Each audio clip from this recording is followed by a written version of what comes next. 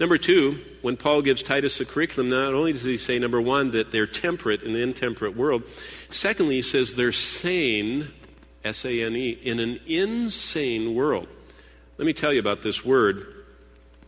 The word temperate means steady-minded. In fact, we could render it, preserve your sanity. Let me just do a little taking apart the elements of this word. The verb that is used is, for this soµphronein, this adjective, comes from a verb, which means the idea of to keep safe. And in the noun, phroneµsis means the mind. So soµzein means to keep safe or to save. Sodzo, save. And phronein means the mind. So you keep safe the mind. When these two words, soµphronos, is put together, it's to keep safe the mind. So this idea is a mind that is kept safe. His mind is tempered. It's protected. It's kept safe.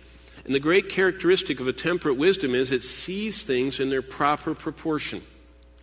You ever met someone that only looks at one little part and they just go ballistic because they only see that and they don't see the bigger picture?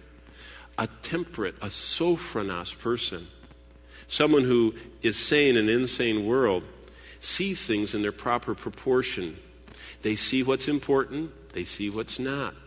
And when men view their life from the perspective of eternity, and that's what a temperate man does, because he has wisdom from above.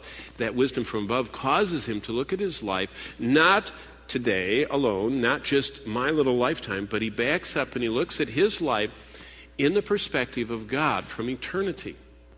So immediately, when you look at our life in relation to eternity, God gets his proper place. And when God is in his proper place, all the things in our life immediately fall into their proper place from that perspective. And that's the concept of this man. This one sees their life, and God is given his proper place, and everything else settles into its proper place. Thirdly, a man who in the curriculum of Paul to Titus is temperate is thirdly, he's sensible in a senseless world. These men slowly learn the discernment and discretion and judgment that only comes from walking with God for many years. There's no quick advancement. I'm amazed. My two of my children, 4, have gone through TCC. 2 of them are in TCC right now. I cannot believe that they can take these crash courses. I mean, some of them you can do an entire course in a weekend. An entire semester's course in a weekend. It's unbelievable. And I know that it's hard and they do a lot of stuff. But there's no weekend become super Christian courses that God has. At the new birth, we get everything that pertains to life and godliness in Christ.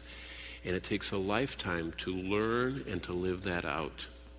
And it's a slow, steady growth that God's looking for. Growth is slow and steady. Now, change is radical and quick, but growth, spiritual growth, is a long and slow and arduous process. And those who are disciples of Christ, who learn temperance, slowly learn to control their physical passions.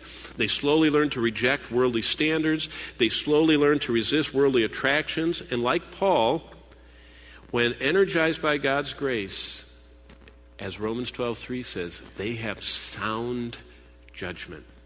That's another form of the same word.